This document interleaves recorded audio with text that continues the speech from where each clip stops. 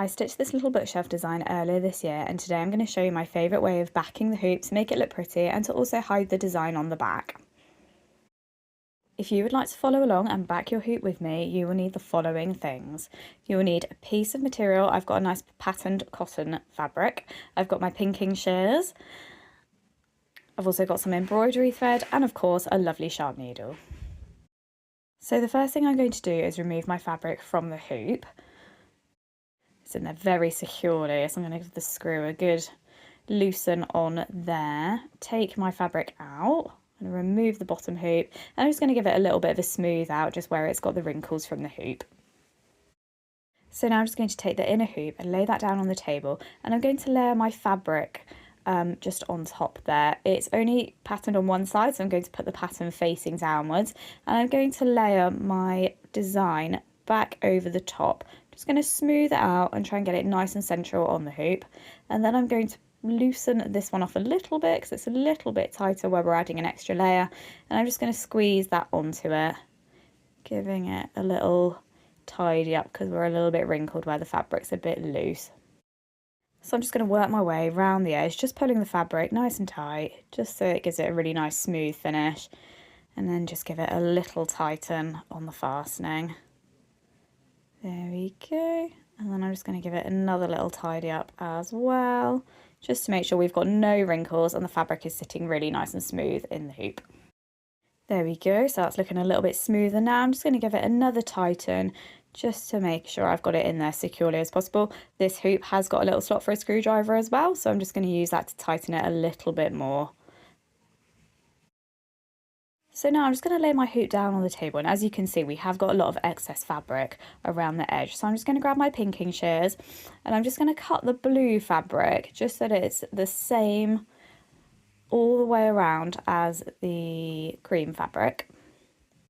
I'm just going to get it as close as possible because once we've got it matching, we're then going to cut it down a little bit more. So I'm just going to work my way around the whole edge, just getting rid of any excess fabric that might get in the way on the way around.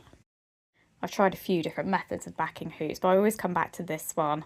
It's my favourite. I find it nice and easy, but I think it also looks great as well. There's so much choice when it comes to fabric colours and patterns, so you can have a little bit of fun when choosing your fabric as well. You'll notice as well I'm using pinking shears, and the reason for that is with the zigzag effect, it prevents the fabric from fraying. There we go, so I've just cut the last bit, just get rid of that fabric just there, and here we go, that is our first trim of the fabric done. So we're still a little on the frilly side, so I'm going to grab my pinking shears again, and I'm going to cut back around the hoop so that the overhanging fabric is about 2 centimetres instead this time. This will just make it look a little bit tidier once we get to the next stage.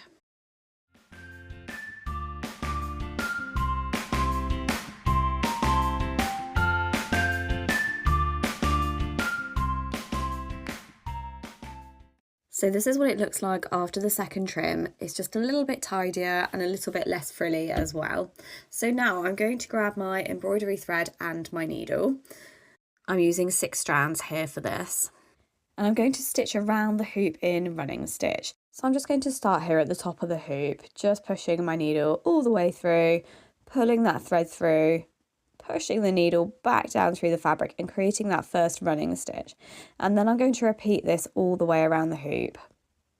I'm going to keep the stitches quite small just so that it looks nice and tidy on the back, because we're going to pull the thread and it's going to create a really nice gathered effect once we have gone all the way around the edge. So I'm just going to keep repeating that motion. I've chosen a nice blue thread as well. It goes nicely with the blue fabric that I've chosen for the backing.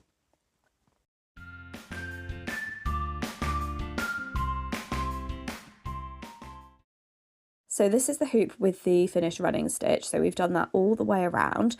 I've got a little bit of thread here which I've just left loose at the top. I haven't knotted this yet because in a moment we are going to pull it to gather the fabric around. So just laying the hoop down, and just now I'm going to gently pull that piece of thread and it's going to create this really nice gathered effect. Now I'm just going to give it a little extra tug just here at the bottom, and I'm just going to give it another one. Here we go. And then that has created this really nice gathered effect. So it almost acts as a bit of a drawstring.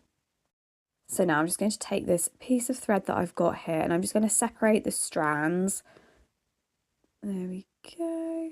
And what I'm going to do is just notch this a couple of times just to make sure that this holds really nice and securely. So I'm going to double it, and then just for a little bit of security, I'm just going to go through it again. There we go. And then just give those a little trim so we haven't got any excess thread hanging off. There we go. And then that is our gathered hoop backing. So it's looking nice and tidy and you can't see any of the thread lines from the design. One thing I love about this method is that although it's really going to last, it's not permanent. So if I decide I want to do something else with the design, I can just undo the backing. Will you be giving this one a go? Let me know in the comments. Thank you so much for watching and happy stitching.